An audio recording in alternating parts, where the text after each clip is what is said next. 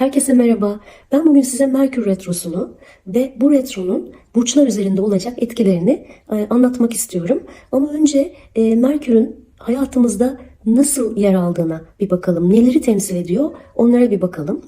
Merkür gezegeni iletişimle, ticaretle, eğitimle, eğitimin özellikle üniversite öncesi dönemiyle, ilkokul, ortaokul, liseyle, buradaki bilgi akışıyla, sınavlarla çok ilgilidir. Aynı zamanda iletişimin tüm alanıyla ilgilidir. Yani sadece konuşmak, anlatmak, söylemek, dinlemek değil, sosyal medyada yaptığımız paylaşımlar, attığımız mesajlar, bunlar da Merkür'ün alanına giriyor.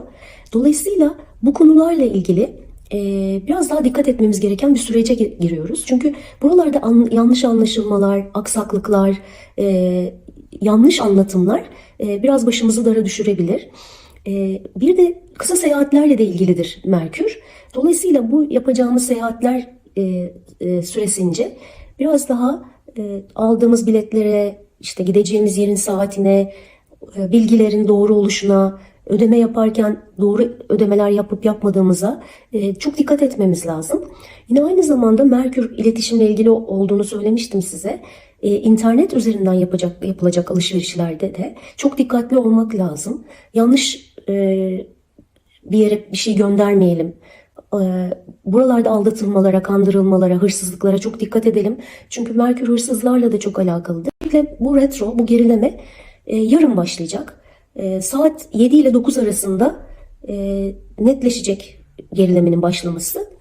Dolayısıyla o zamana kadar hala biraz vaktimiz var. Yani alışveriş yapacaksak, işte internet üzerinden bir şeyler yapacaksak bunlara çok dikkat edelim. Çünkü Merkür küçük ev aletleriyle ve elektroniğin kullanıldığı her şeyle de çok ilgili olduğu için işte arabalar, bilgisayar, bu konularda da bir takım aksaklıklar yaşayabiliriz. Alışverişler yapacaksak bu konularla ilgili 15 Aralık'ı beklemek bizim için daha doğru olacaktır. Çünkü bu gerileme 15 Aralık'a kadar devam edecek. Şimdi burçlara nasıl etki yapacak onlara bir bakalım. Koç burcu yurt dışı, üniversite, medya, satış, pazarlama, dijital, yine seyahatler, fakat uzun seyahatler, özellikle yurt dışı gibi uzun seyahatler konularında gerileyecek ve aynı zamanda hayatın amacını sorguladığımız alanda gerileyecek Merkür. Dolayısıyla bu konularla ilgili yurt dışı bağlantılı işler olur, hukuki konularda çok önemli buralarla ilgili konular olur.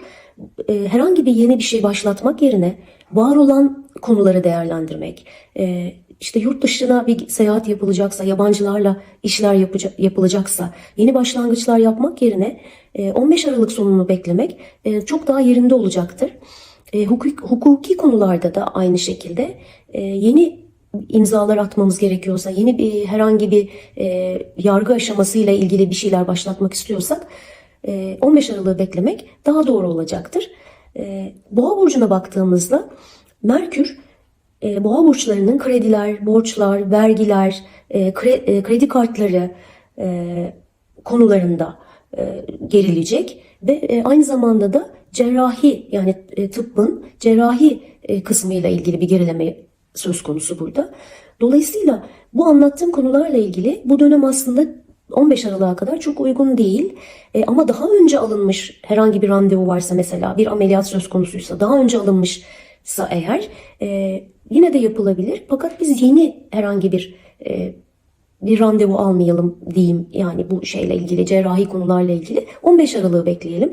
Aynı zamanda bu dönem ne borç vermek, ne borç almak, ne yeni kredi çekmek için çok uygun değil boğalar için.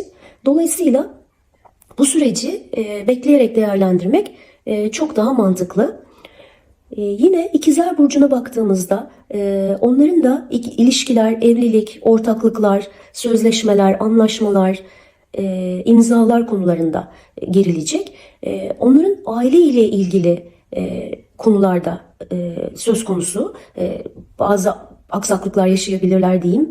Çocukları, aile bireyleri, eşle ilgili konular da önemli. Bu konularla ilgili biraz daha dikkat etmekte, konuşmalara, söylenecek sözlere dikkat etmekte fayda var diye düşünüyorum. Aynı zamanda Ortaklıklar da burada çok önemli.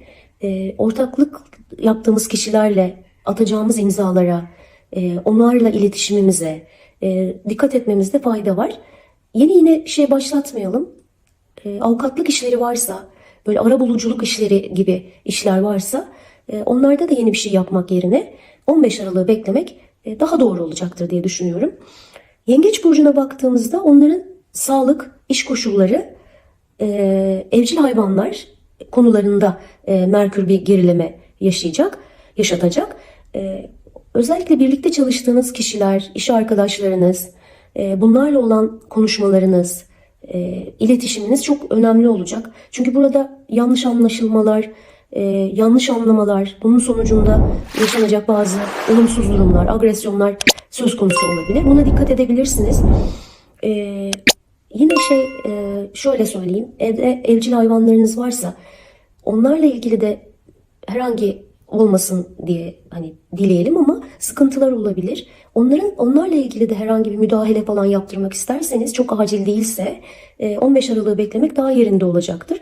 Bu arada sizin sağlık alanınızda bir gerileme söz konusu olduğu için eller, kollar, eklemler, akciğerler, alerjik durumlar ve karaciğerle ilgili konulara dikkat etmekte fayda var. Bu süreçte çok yağlı şeyler belki yememek, çok ağır sporlar yapmamak, kendini çok yormamak yerinde olacaktır.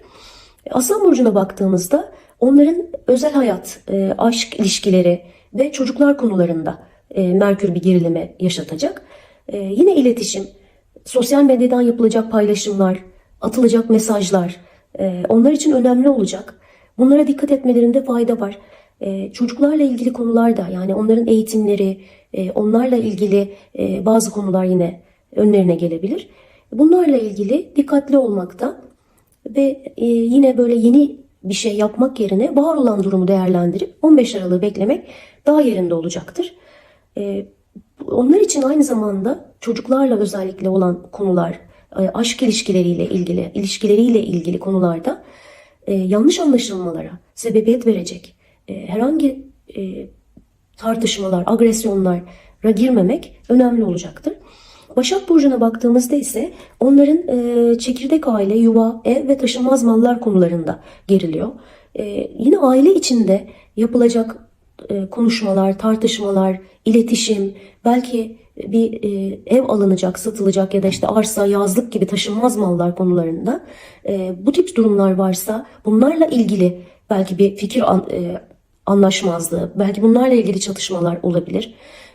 Bunlara dikkat etmekte fayda var ve bu herhangi bir şey başlatmamak, yeni bir şey almak için özellikle ve satmak için yeni bir şey başlatmamak, 15 Aralık'ı beklemek yerinde olacaktır.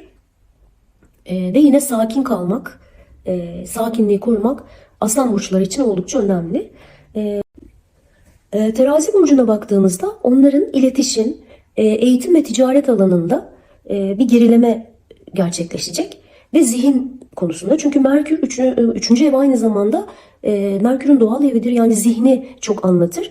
Dolayısıyla onlar da yeni bir imzalar atmak, yatırımlar yapmak için çok uygun bir zaman değil. Çünkü yanlış yapabiliriz, yanlış değerlendirebiliriz.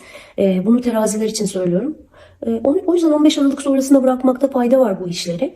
Ve yine onlar da her türlü iletişime, çünkü iletişimin de doğal evi olduğu için çok dikkat etmeleri lazım. Yani diğer burçlardan bir tık daha fazla etkilenebilirler. Ve sınavlarda, yani öğrenciler sınavlarda hatalar yapmamaya dikkat etmeleri lazım. Ayrıca yine paylaşımlara, yani sosyal medyadan normal konuşmalar şeklinde yapılacak paylaşımlara, konuşmalara, iletişime çok dikkat etmeleri lazım. Ve bu yine seyahatleri de burası temsil ettiği için seyahatlerde de aksiliklere, işte gidilecek yerin saatini yanlış hesaplamaya, bir takım gecikmelere karşı dikkat etmelerinde fayda var. Yine Akrep Burcu'na baktığımızda ise onların para, finansal konular ve özdeğer konularında gerileyecek Merkür. Akrep Burçları, kendinizi karamsar ve değersiz hissedebilirsiniz bu süreçte. Bu bir geçici bir süreç olarak düşünün 15 Aralık'a kadar. Bu süreçte siz aynı zamanda para ile ilgili konularda adım atmamalısınız. Ödemelerinizi yaparken birkaç kez kontrol etmelisiniz. Çünkü para ve finansal konular biraz daha aksiliklere açık olabilir bu süreçte. Dolayısıyla 15 Aralık'ı beklemek ve bu süreçte var olan şartları değerlendirmek çok daha uygun olacaktır. Yay burcuna geldiğimizde Merkür Yay burcunda geriliyor zaten. Yani zaten sizin burcunuzda geriliyor. Çünkü siz özellikle ekstra dikkatli olmalısınız. Çünkü sizin sağlık, dış görünüşünüz, imajınız, yetenekleriniz hem fiziki hem psikolojik sağlık alanınıza geriliyor. Dolayısıyla bu süreçte saçınızı kestirmemelisiniz mesela. Yani bir imaj konusunda değişiklik yapmak istiyorsanız yapmamalısınız. Estetik operasyonlar, işte müdahaleler bu süreçte uygun değil. Ağır sporlar yapmamalısınız. Buna çok dikkat etmelisiniz. Bu süreçte kendinizi çok iyimser hissetmeyebilirsiniz. Ama yine dediğim gibi bunun geçici bir süreç olduğunu aklınızda tutmalısınız. Ve sağlık konusuna da dediğim gibi dikkat etmelisiniz. Oğlak burçlarına geldiğimizde Oğlakların yurt dışı, uzak ülkeler, psikoloji ve gizli düşmanlıklar alanında elde olmayan koşullar söz konusu olabilir. Bu konularda Merkür geriliyor. Dolayısıyla hiç beklemediğimiz insanlardan bir gizli düşmanlık, yani içlerinde sakladıkları bazı düşmanlıkların ortaya çıkmasını bu süreçte görebiliriz.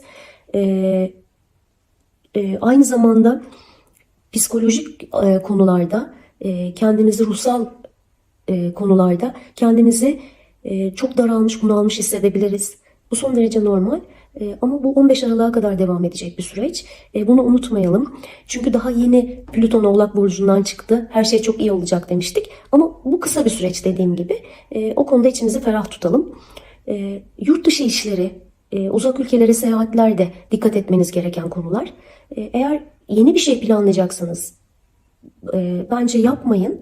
Ama var olan bir şey varsa, zaten daha önceden planlanmış bir şey varsa oraya gitmekte de bir sıkıntı yok diye düşünüyorum. Kova burcuna geldiğimizde Kova burçlarının arkadaşlıklar, dostluklar, sosyalleşme, vakıflar, dernekler ve kariyerden kazanılan para konularında bir gerileme yaşayacak. Burada ben Kova burçlarına paranıza sahip olun diyorum. Sahip çıkın. Gereksiz harcamalar yapmayın. Bu özellikle arkadaşlık çevresinde, sosyalleşme sıralarında gerçekleşebilir. Yani savurgan olmamaya dikkat etmenizde fayda var.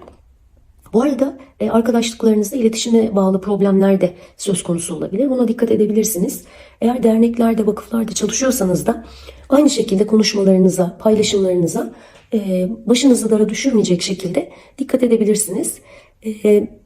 Merkür gerilemesi bu şekilde, yani retrosu bu şekilde burçlara böyle etki edecek. Ama geçici bir süre, bir sıkıntı yok. Yani var olan, mesela şöyle bir şey olursa hiç şaşırmayalım. İşte bir anda küçük mutfakta çalışırken aletler, işte küçük aletlerimiz bozulabilir. Elektronik aletlerde problemler olabilir. İşte bilgisayarımızda bir anda bir sıkıntı çıkabilir. O yüzden hala bir vakit var, yani yarın sabah 9'a kadar bilgisayarınızı yedekleyebilirsiniz. İşlerinizi düzenleyebilirsiniz. Bu süreç, Merkür retroları her zaman yeni bir şeylere başlamak değil, beklemede kalmakla alakalıdır. Biz de böyle değerlendirebiliriz. Umarım faydalı olmuştur. Eğer beğeniyorsanız kanalımı takip etmenizi isterim. Çok da sevinirim. İnşallah herkes için iyi olur. Hepimizin iyiliğine vesile olsun.